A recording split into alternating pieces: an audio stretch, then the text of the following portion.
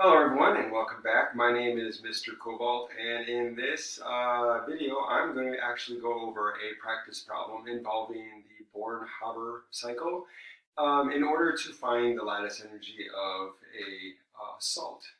So in this example I'm going to be trying to find the lattice energy of magnesium chloride. So I'm going to go through the steps. Now in other contexts and other videos, or maybe even in your textbook, they actually will give you a set of equations, and then you are going to use the Hess's law to manipulate the equations and add them together to get a final equation. And then the idea is you have the delta H's for each individual reaction that adds up to the delta H of that final reaction, and then so you can find the lattice energy by solving that equation. But they don't have to give you the equations. If you know the Born-Haber cycle, you should be able to figure out the equations yourself, and they're pretty simple equations. It comes down to a sublimation, so you might need heat of sublimation of something.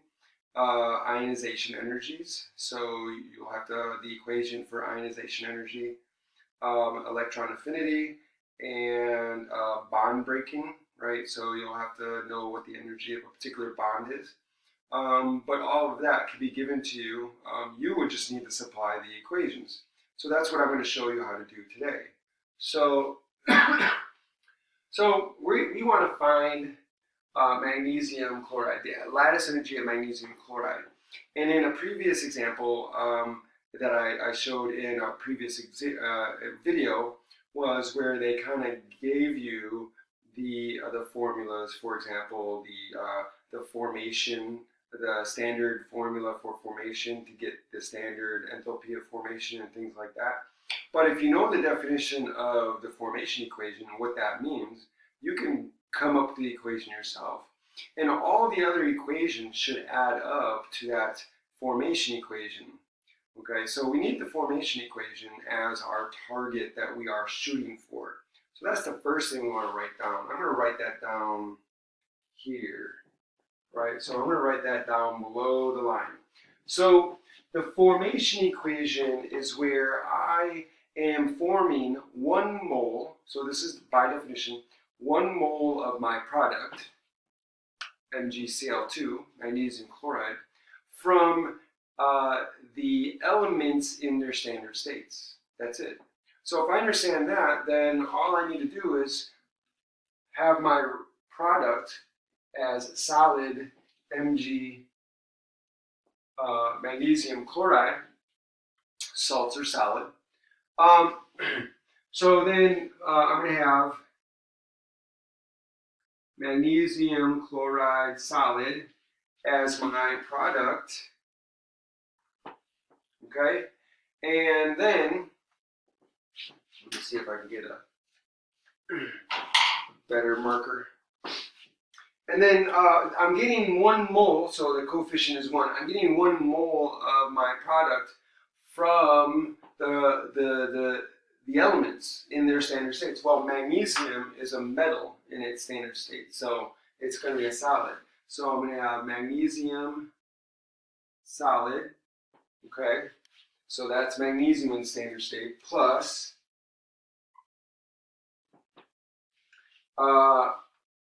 chlorine.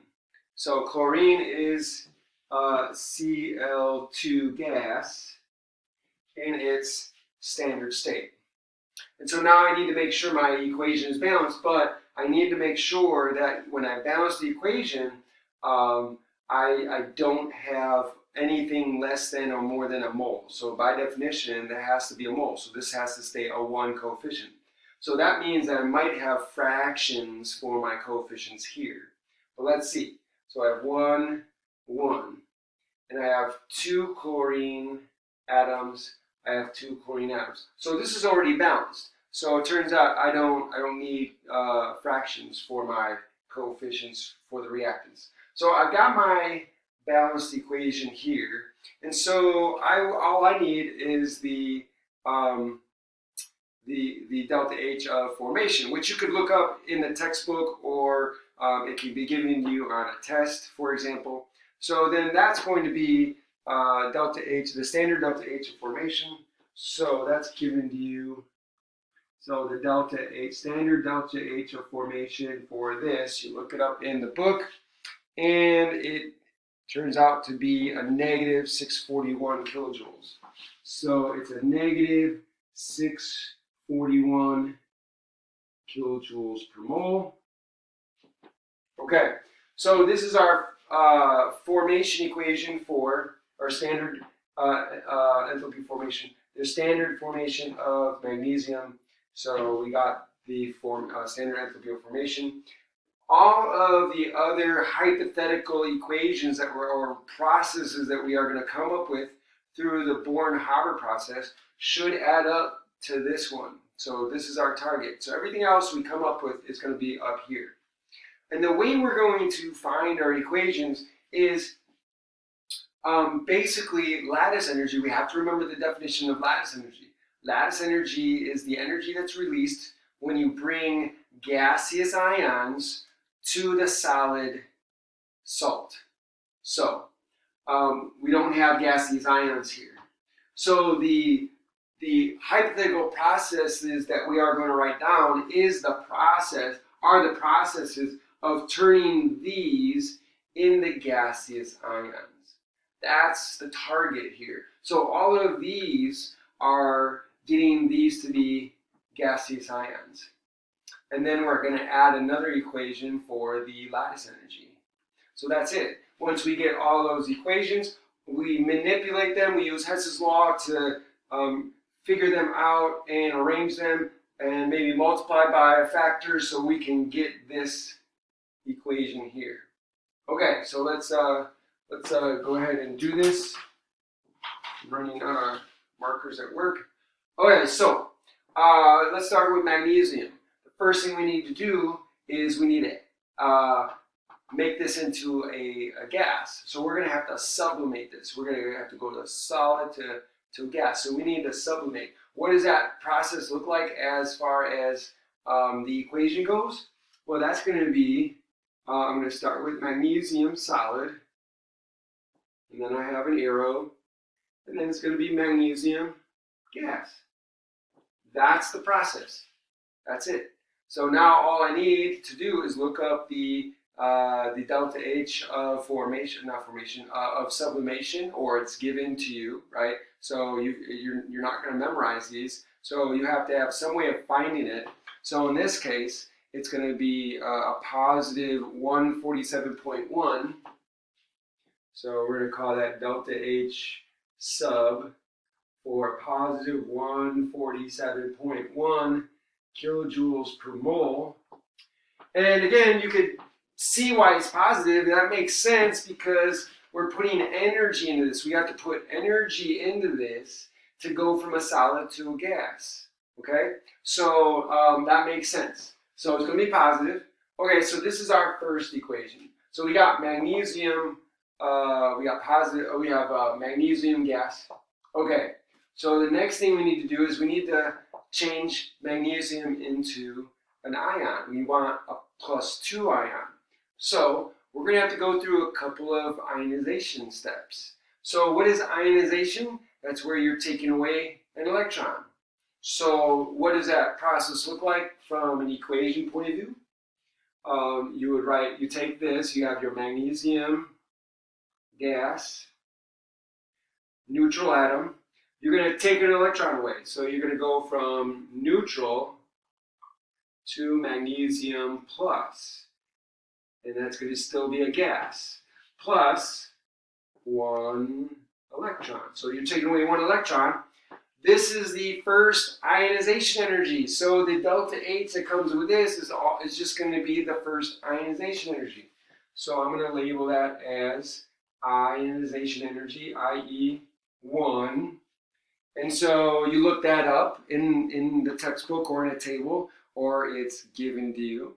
So in this case, that would be a +738. So this is going to be a +738 kilojoules per mole. Okay?